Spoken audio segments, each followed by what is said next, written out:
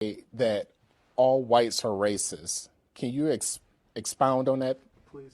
Any white person who was born, raised, and schooled in the United States of America, if you aren't a racist, you're a miracle.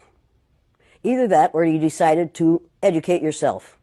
Because education in this country is about white is right, brown's all right, black's got to stand back.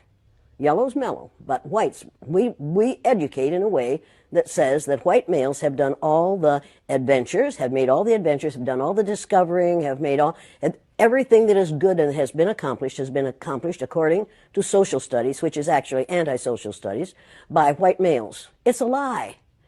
But we do that in order to maintain the myth of white superiority. The myth of race has to be maintained at all costs in this country. Because if white people have to give up the color of their skin as being something that makes them perfect, what do they have left?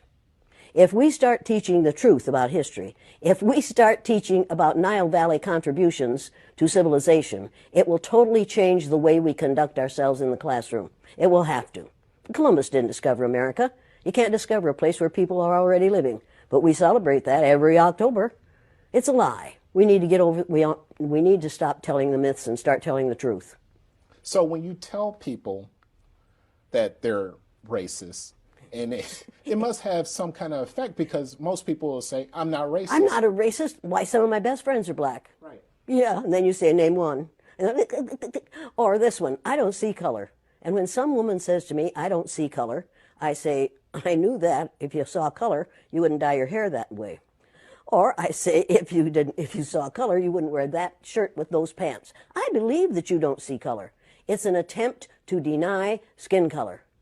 And it's an attempt to deny what's wrong with seeing the color of my skin. Is it all right for you to see me kind of pink? That's okay for me. I don't mind. And I suspect that you don't mind being seen the color you are. You have a right to be what you are.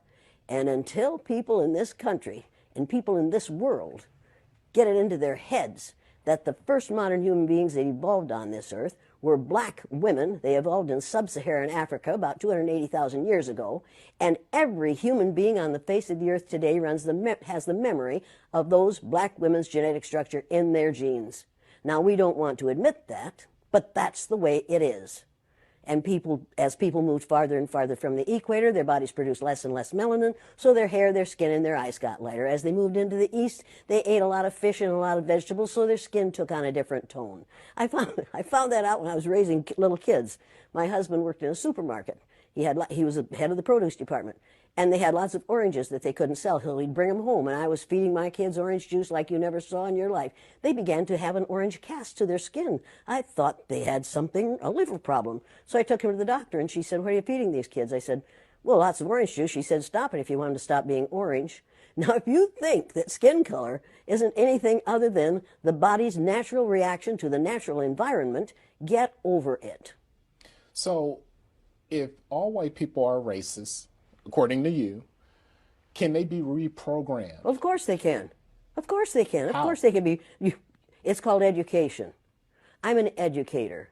The word educator comes from the root duc dus, which means lead, the prefix e, which means out, the suffix ate, which means the act of, and the suffix or, which means one who does. An educator is one who is engaged in the act of leading people out